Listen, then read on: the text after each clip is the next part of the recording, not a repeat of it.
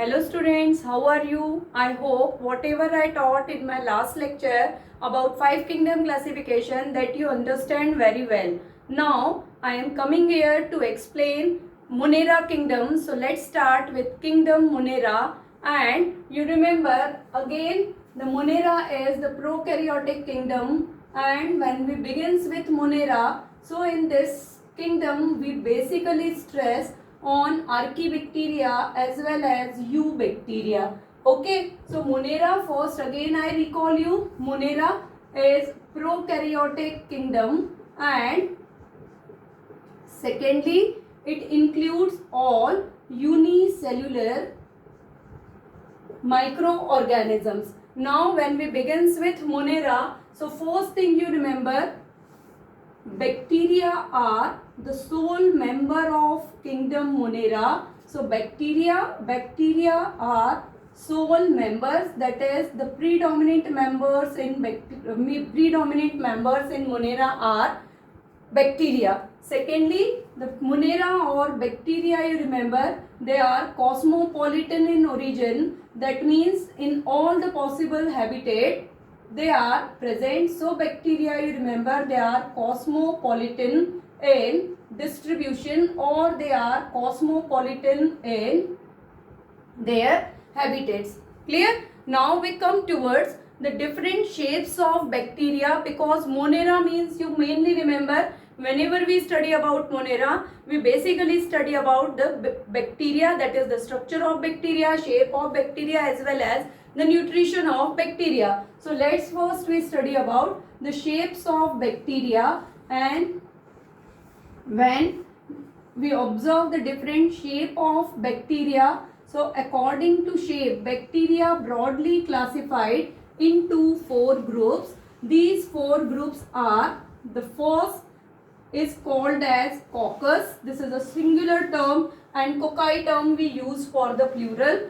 Second shape of bacteria or the type of bacteria is called as bacillus. Bacillus, you remember, the rod shaped bacteria are called as bacillus.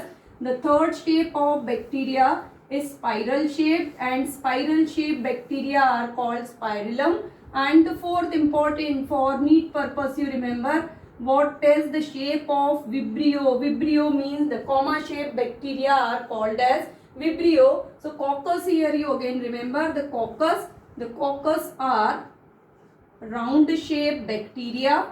The round shaped bacteria, when singly present, then it is called as coccus. Monococcus, they may be present as a diplococcus, or when they present in the form of chain like arrangement, then that form of bacteria is called as streptococcus. Clear? When we come towards the bacillus, bacillus means a rod shaped bacteria. In rod shaped bacteria, example you remember rhizobium. Rhizobium is a nitrogen fixing bacteria, symbiotically fix the nitrogen, and it is of rod shape. So bacillus, and one another example, common example, lactobacillus you study, that the bacteria which convert the milk into curd. So here the rod shaped bacteria, these bacteria may or may not be present with flagella. So if the flagella is present, so either the flagella present on both the ends, or the flagella is present towards the one end. So this is the bacillus. Bacillus, in bacillus you remember the shape of bacillus bacteria is predominantly rod shape. Plurally they are called as bacilli. After that, the third shape we come towards the bacteria, that is the spirillum. That means the spiral shaped bacteria are called as spirillum. Generally these bacteria show the presence of flagella towards their both end. Either the single flagella is present, or the tuft of flagellum is present at anterior as well as posterior end. Then the last one and important one is vibrio. Vibrio, you remember, a comma shaped bacteria, comma shape or sometime C shape also asked. So comma shape or C shape bacteria are called as vibrio. Vibrio cholerae is a common example which is responsible for causing a cholera disease. So vibrio, and generally we observe the shape of bacteria in this way. So comma shaped bacteria. So here you remember four shapes of bacteria. that is the coccus, bacillus, spirillum, vibrio. For objective purpose, coccus and vibrio you prepared very well. After that, the shape of bacteria when we completed, this another category or classification of bacteria is provided. This classification of bacteria, you remember, is mainly based on the distribution of flagella, because one year is question asked from this part. So I discuss here distribution of flagella and the presence of flagella. On the basis of presence or absence of flagella, the bacteria may be called as atrichous or they may be trichous bacteria. Now what is atrichous? Atrichous का meaning याद रखिएगा. When the bacterium is present without flagellum, that means the flagella are completely absent, and such bacteria are commonly called as non-motile bacteria. As you all know, flagella is a locomotory organ, so the non-motile bacteria are commonly called as atrichous. Mostly the flagella is completely absent. When we come towards the trichous, means ये bacteria कैसे होंगे आपके पास? These are the motile bacteria, and now the flagella are present. So here simply you remember flagella is present, and how many numbers of flagella are present. On the basis of this, we divide the trichous bacteria again into following category. First is monotrichous, that is a bacterium with single flagellum is called as monotrichous. Second, amphitrichous. Amphitrichous means monotrichous में याद रखिए a single flagellum is only present over the veni of one end, either anterior end or posterior end. Whereas when we come towards the amphitrichous bacteria means either a single flagellum or a tuft of flagellum. A large number of flagella when present, then it is called tuft of flagellum. So when a single flagellum or a tuft of flagella present on both the ends, then the bacteria is called as amphitrichous. And third category, this is most important, that is called as lophotrichous bacteria. Lophotrichous bacteria means, you remember, a number of flagella present only on one surface or towards one end, either the anterior end or posterior end. So either the flagella are present towards this end or towards this end, any one end, but they always be present in the form of tuft of flagella. Then you remember it is called as lophotrichous. And another category we discuss here, that category of the bacteria is called as peritrichous. Peritrichous, peri का meaning होता है, peri stand for the periphery, that means the large number of flagella are present, but all these flagella are evenly distributed towards the periphery of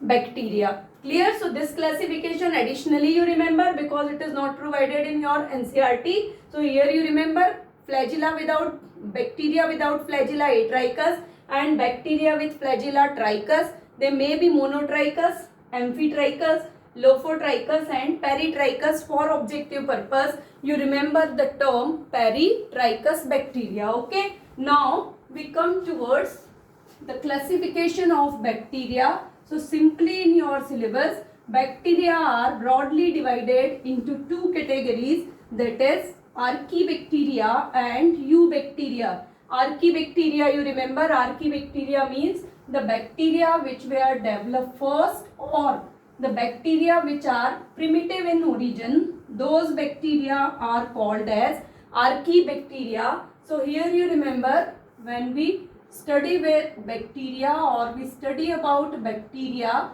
so bacteria according to their origin, they are archaebacteria and eubacteria. Is it clear? Now first we study about archaebacteria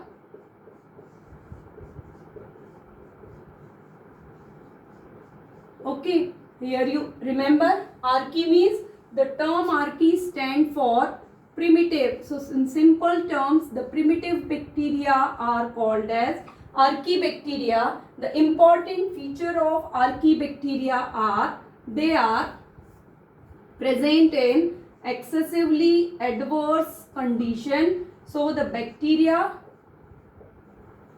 adverse condition means the condition which are present at the time of evolution of earth. Such adverse conditions wherever present, those bacteria are present in only in that habitats. Secondly, generally Archaebacteria are anaerobic as well as they are heterotrophic bacteria. So this thing you remember, they are heterotrophic bacteria and anaerobic bacteria.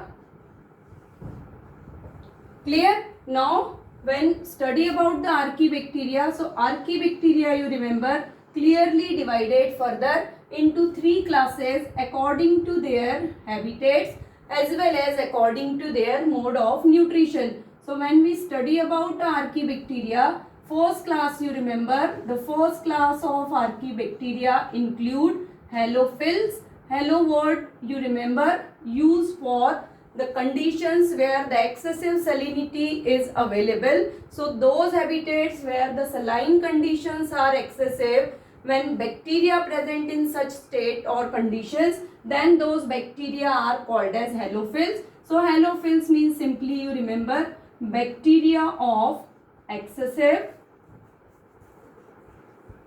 saline habitat. Clear? So this thing you remember. Secondly, the second category of bacteria, most important category, this you remember very well.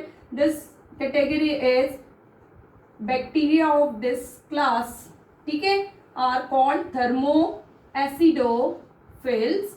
Two terms are here. One is thermo, second is acido. Thermo means the bacteria which are growing at a very high temperature, and at the same time these bacteria are also growing at a very low pH or excessively acidic pH. So we use the term thermoacidophils. So here you remember bacteria आपके कहाँ grow कर रहे हैं? Bacteria basically grow करेंगे, bacteria growing at excessive high temperature. So what is the range for temperature? So you remember normally the bacteria are growing beyond 90 degrees Celsius. So beyond 90 degrees Celsius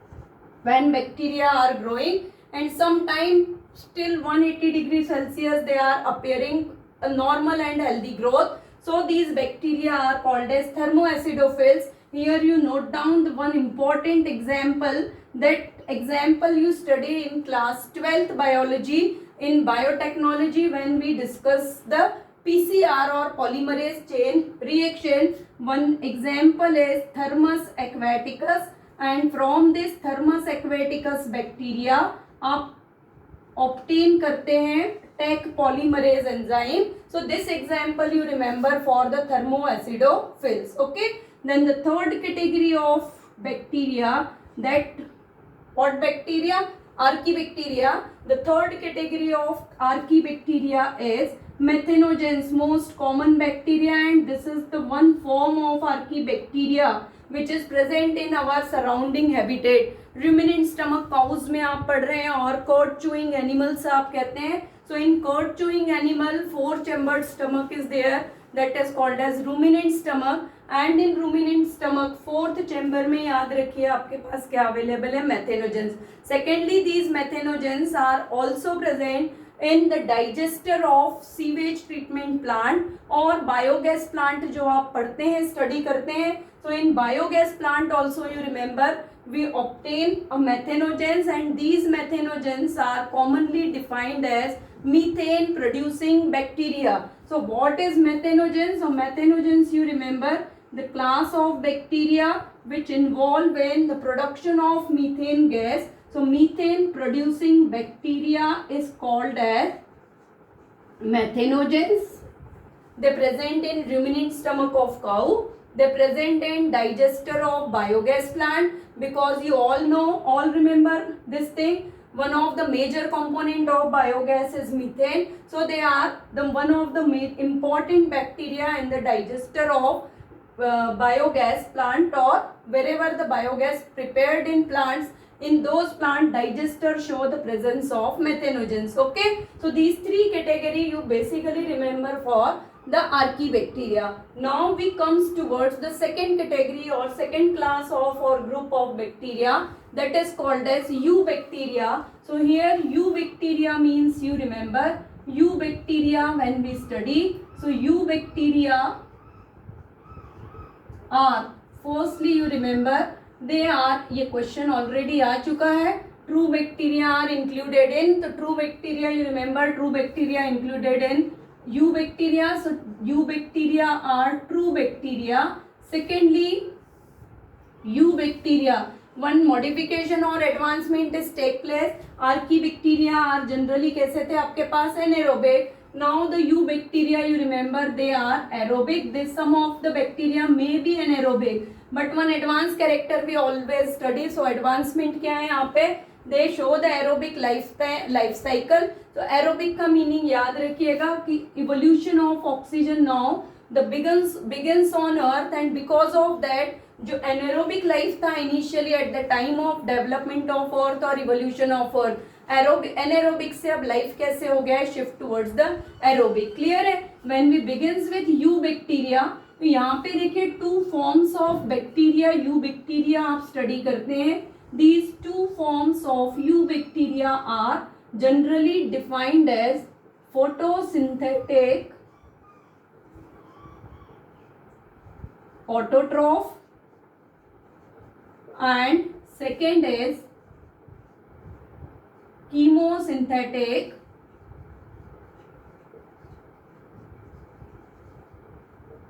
autotroph.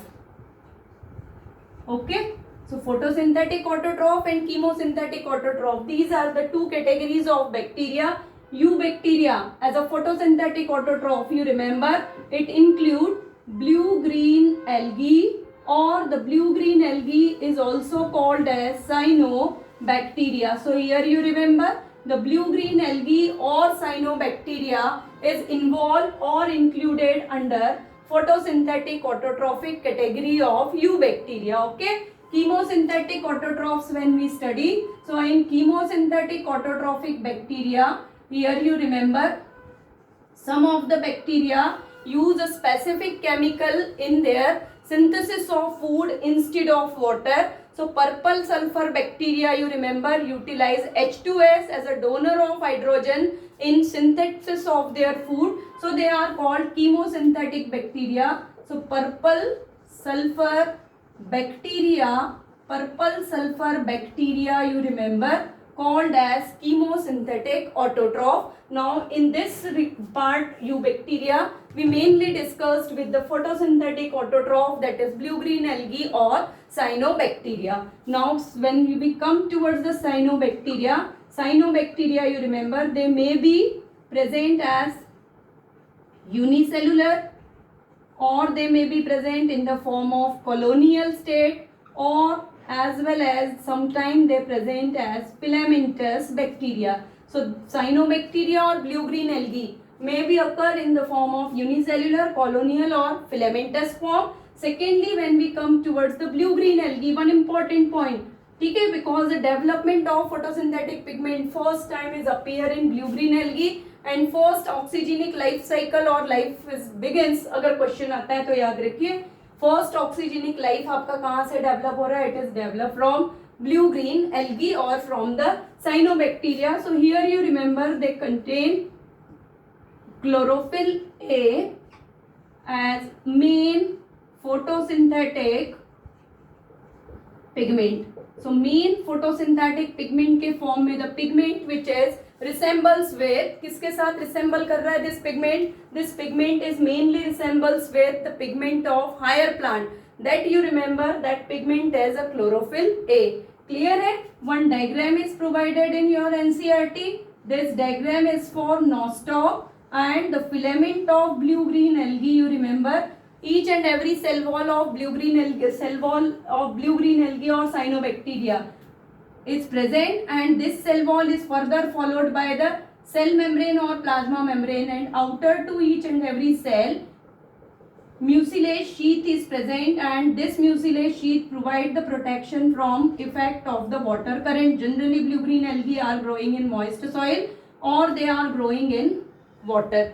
Clear है. अब यहाँ पे देखिए two types of cells are present. Normally vegetative cells are there. Vegetative cells showing the prokaryotic character, but in addition to vegetative cell, you remember one special cell is present in blue green algae or the filament of blue green alga. These special cells, you remember, the special cells of blue green algae or cyanobacteria are called as heterocysts. Heterocysts का importance याद रखिए. Heterocyst is mainly responsible for the fixation of, किसके लिए responsible है? They are responsible for the fixation of atmospheric nitrogen, and secondly these heterocysts involve or show the presence of nitrogenase enzyme, or that is called as nitrogen reductase. And because of the presence of nitrogenase enzyme or nitrogen reductase enzyme, these heterocysts are involved in the process of nitrogen fixation or symbiotic nitrogen fixation, you remember. ठीक है.